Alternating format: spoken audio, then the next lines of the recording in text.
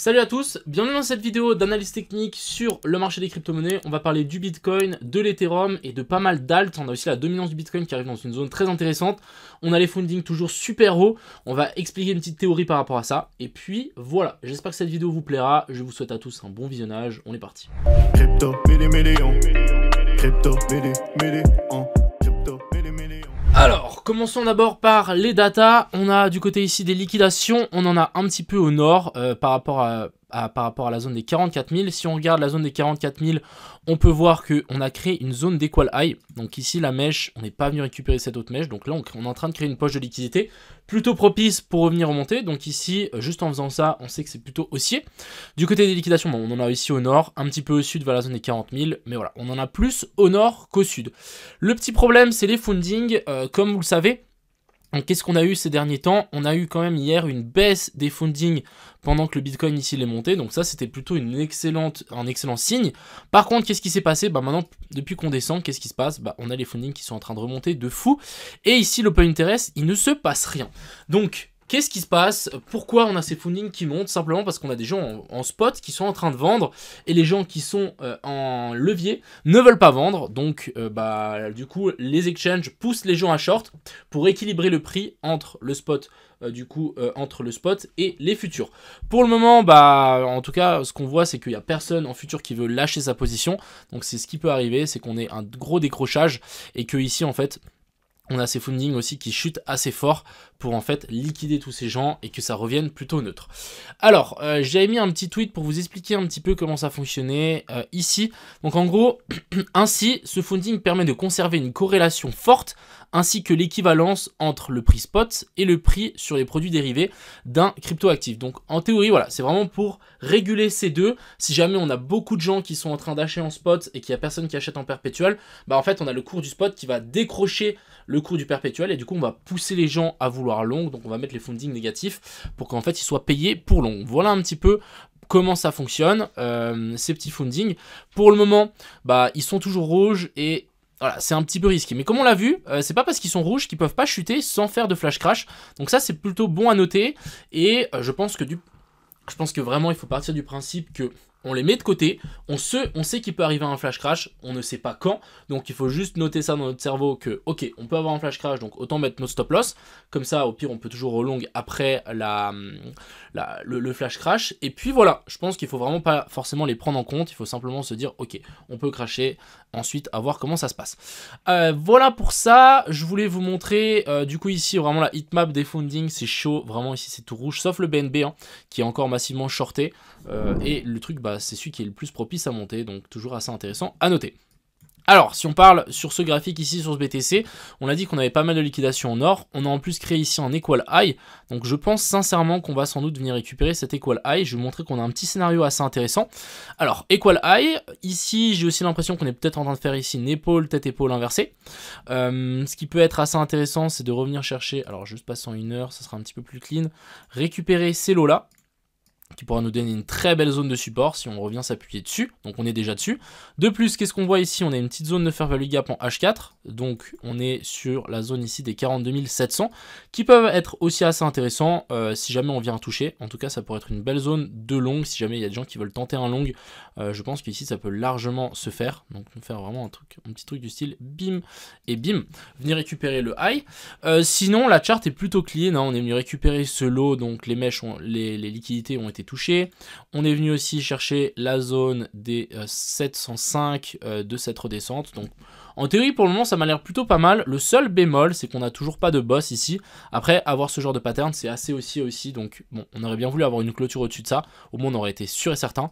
Mais en tout cas je verrais bien ici une zone de support et pourquoi pas un rachat assez agressif pour essayer de target ici la zone des 44 000 sans trop de soucis. C'est pile poil sous la zone des 0,5, donc clairement c'est une zone dans laquelle on veut tenter un long, c'est dans la zone dans laquelle on veut que ça tienne. Si ça tient pas, voilà, misère de chez misère. Après on voit que on est peut-être en train de consolider comme ça, on fait des plus bas toujours plus haut, et je pense qu'on n'est pas loin d'avoir un gros mouvement haussier. Pourquoi? Parce que si on regarde la dominance du BTC, on arrive dans la zone de rechargement de longue, donc en théorie, ici on devrait tenir.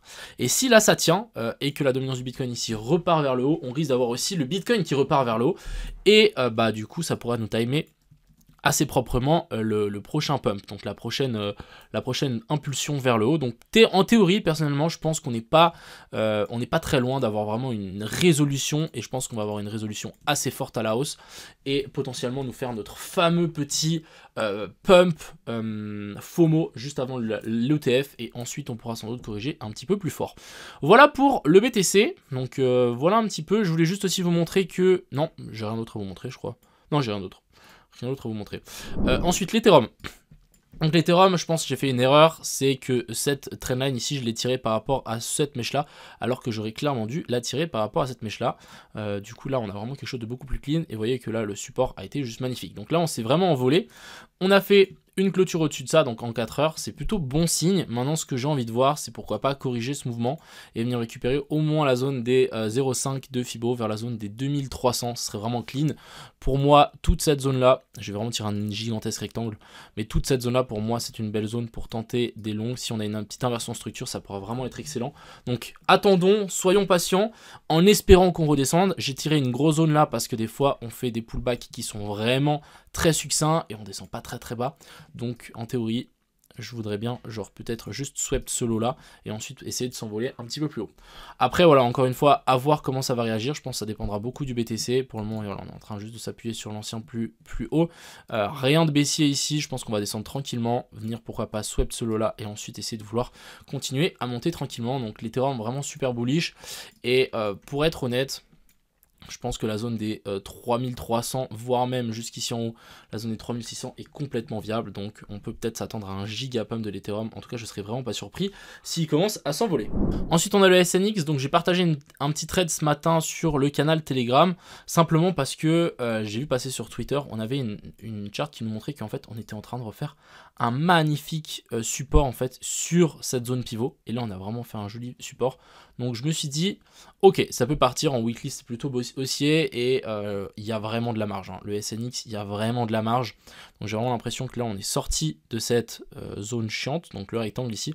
On est en train de faire le pullback, et là, je pense qu'on peut essayer de s'envoler un petit peu plus haut. Donc c'est pour ça que j'ai décidé de long ça. J'ai déjà placé mon stop loss à break-even, parce que je me suis dit, si jamais il y a un flash crash, etc., j'ai pas forcément envie de prendre trop cher. Alors, actuellement, qu'est-ce qu'on a? On a laissé des liquidités ici en dessous. Donc ça, c'est clair et net que c'est pas non plus foufou. Après, voilà, on est venu faire un nouveau plus haut. Donc en théorie, on devrait revenir et on devrait tenir la zone d'OTE qui se situe juste ici. On a une zone de fair value gap, si je dis pas de bêtises, en H1 sur la zone des 705. Donc si jamais vous avez votre stop loss par là, essayez de le baisser un poil plus bas, mais ça m'étonnerait pas qu'on revienne juste faire une petite touchette de ça et qu'ensuite on monte. Donc si jamais vous voulez mettre vos stop loss, pourquoi pas le mettre ici, voire juste ici en dessous. Mais voilà, en théorie ça pourrait largement repartir. Je trouve assez haussier la pattern, et j'espère qu'on pourra vraiment rider le surf, le pump du SNX, me semble plutôt pas mal. Ensuite on a le DYDX, alors je suis toujours dedans, je pense que là je dois être même en négatif parce que j'ai vraiment une position pas ouf. On a une zone de fair value gap en daily, donc je me dis qu'on peut très bien redescendre jusqu'ici en dessous et ensuite vouloir repartir. Pour moi, il n'y a toujours pas de raison de corriger. On n'est pas venu récupérer ce sommet là, on n'est pas venu récupérer ce sommet là, donc pour le moment les longs sont plutôt safe. Ce que je préférais voir, c'est récupérer ce high ou ce high, et ensuite on déplacera notre stop loss à break-even. Je pense que ici c'est un poil trop tôt, on n'est pas à l'abri de descendre un petit peu avant de remonter. Vous voyez que là on a fait tac tac tac tac tac, donc pourquoi pas continuer ça et ensuite vouloir s'envoler un petit peu plus fort. Ensuite ici on a le AAV qui a fini par pump, donc on est en train de corriger assez violemment ce pump, mais rien de bien compliqué. Pour le moment, moi je me fais pas trop de soucis. La dernière fois qu'on a fait un pump, on l'avait aussi bien corrigé.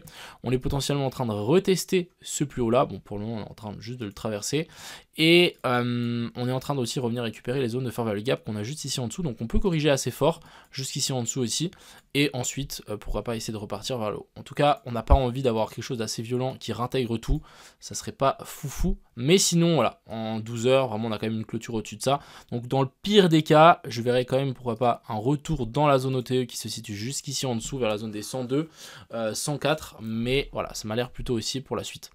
Le Blur, je suis aussi toujours assez confiant, j'ai toujours ma position sur le Blur. Je me dirais que ça pourrait être encore une fois assez intéressant de descendre un coup plus bas. Il faut que j'arrête de dire le mot intéressant, je suis désolé les gars. Mais voilà, pourquoi pas revenir récupérer la zone des 48 centimes, voire 47 centimes, récupérer les lots là, et ensuite on pourra à mon avis repartir. Ensuite on a le SUI, donc SUI aussi très intéressant, on est venu récupérer le sommet. Donc là on est venu faire une petite mèche au-dessus. Pour le moment il n'y a toujours pas d'inversion de structure, ça reste plutôt clean. J'ai plus l'impression que là on est venu récupérer les lots, donc très très propre. Ensuite ici on vient nous faire une petite clôture au-dessus de ça, on corrige tranquillement et ensuite ici on devrait repartir assez fort. Donc j'ai aussi hold ma position sur le suivi. Mais encore une fois, c'est pas du tout mauvais de prendre des profits, n'oubliez pas. On a les foundings qui sont vraiment rouges, donc on n'est pas à l'abri de vraiment faire un flash crash. Donc mettez vos stop loss, prenez des profits, ça vaut vraiment la peine. Ensuite ici on a le Solana qui est aussi pour moi assez assez j'allais dire propre et intéressant, mais non, très très joli. On a une zone de fair value gap juste ici en dessous en 4 heures, donc je verrai bien une touchette de cette zone là. De plus on a aligné un plus bas là, un plus bas là et un plus bas là, donc on a un triple bottom. Je verrai bien, voilà, une petite chasse et ensuite on réintègre. Toujours pas dans la son structure qui est propre, encore une fois on attendra un petit boss avant de rentrer en position sur le sol. On a le WU qui est vraiment reparti sans nous, franchement un petit peu dégoûté. Vous voyez que ici j'avais mis mon petit rectangle avec ma petite alerte, mais voilà, on est décidé de partir sans nous. C'est pas grave, on part sans nous, bah on change de charte, on va checker une autre crypto. C'est pas bien grave, ça arrive, mais voilà, je trouve un petit peu dommage qu'on n'ait pas venu récupérer ce lot là quand même. Bon, ça arrive. Ensuite ici on a le Celo qui est toujours bien en train de monter. Je rappelle que moi je suis toujours dedans. Quand on dézoome ces graphiques il est juste fou. Donc là on commence à corriger, ça pourra peut-être nous donner une deuxième zone d'entrée, mais en théorie on veut que toute cette zone là, donc la fair value gap en H4 tienne. Pour le moment je pense qu'on peut descendre un petit peu dedans, on peut venir s'écraser un petit peu dedans, mais en théorie on devrait repartir vers le haut. Donc en gros les graphiques sont plutôt haussiers pour le moment. On a pour finir le audio qui est aussi très intéressant. On nous fait un nouveau plus haut, hop, donc là on a vraiment un nouveau plus haut, et ensuite on vient rechercher la zone de fair value gap qu'on a juste ici en dessous, et ensuite ici en théorie on devrait repartir. Donc aussi très très intéressant, vous voyez qu'on est en train de monter en escalier, c'est vraiment super clean. Et un autre, bon, on va vraiment partir et partir violemment. Je veux dire, quand on part violemment, c'est nous faire des giga bougies comme ça. Donc voilà, le audio, je verrai bien en x2 assez facilement jusque vers la zone des 50 centimes pour la suite du graphique. Mais voilà, sinon ça m'a l'air assez intéressant. Après, il est vrai que on peut aussi corriger un petit peu plus fort toute cette hausse, revenir récupérer jusqu'ici en dessous et ensuite vouloir repartir. C'est quelque chose qui est complètement faisable. Voilà un petit peu le topo pour aujourd'hui. Je pense que ça va beaucoup dépendre du Bitcoin. Personnellement, moi je le trouve assez bullish pour le coup. Je verrais bien quand même une petite redescente. Bon là il n'y a rien de haussier, hein. On fait des N dans des N, mais je verrais bien au moins un petit retour dans la zone de fair value gap ici en H4, et c'est la zone dans laquelle on voudra essayer de long pour essayer de venir pousser un petit peu plus haut et venir récupérer l'equal high, voire beaucoup plus haut. Mais personnellement je pense qu'on n'est pas loin d'avoir un gros mouvement si on oublie ces foundings qui sont vraiment un peu relous, parce que franchement on n'est pas, je suis d'accord avec vous, ça fait peur et on paye beaucoup de frais. Mais je pense qu'on n'est pas à l'abri d'avoir un gros mouvement assez bientôt sur toute la dominance du Bitcoin. On arrive dans la zone intéressante. Donc voilà, il faudra surveiller. N'oubliez pas les gars, prendre des profits et placer des stop loss, c'est pas quelque chose de déconnant. Ce serait trop bête de vous faire sortir sur une énorme mèche de liquidation, encore pire vous faire liquider, et ensuite vous ne pourrez pas racheter le rebond. Ça c'est quelque chose de quand même assez triste. Enfin bref, on va aussi suivre SNX, pourquoi pas sweep le low là et ensuite vouloir repartir vers le haut. Sur ce, passez une excellente fin de journée. C'était Crypto Millions. Ciao.